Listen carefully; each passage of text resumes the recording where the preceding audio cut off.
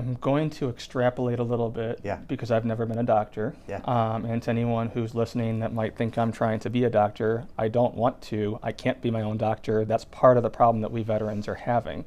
It's my understanding that as you learn differential diagnoses and how to figure out what it is, what you think it is, and effectively treat it, I've heard several times this whole theory of Occam's Razor, and you know where I'm going with this, that there's going to be one thing that's causing this kind of problem. However, many of these veterans are showing up with complex systems that involve multiple problems, multiple organ systems, and they can be more than one problem that they're having because of something. Like if they've got blown up, then it's reasonable that they have PTSD or should, but then they might also have other injuries.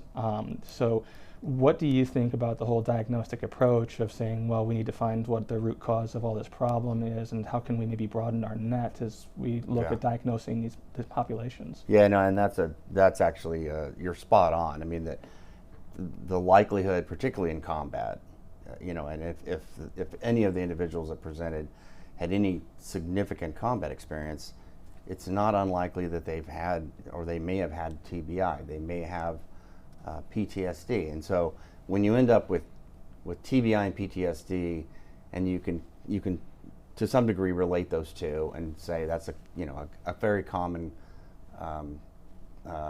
comorbidities, right? I mean that are related, that have occurred together.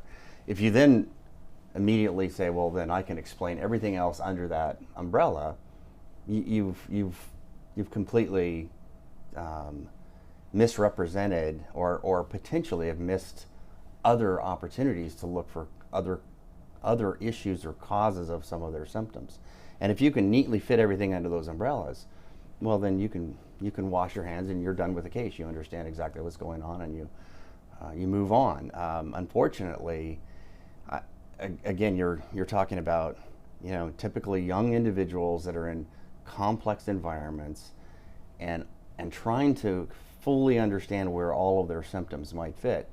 It doesn't usually work that way. It's not that easy. You can try to force fit all of that underneath as TBI or PTSD or other psychological issues, but it's not always that easy. And when you end up with those cases where something just doesn't add up, why is there this uncontrolled hypertension?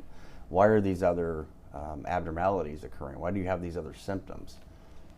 You have to be much more curious.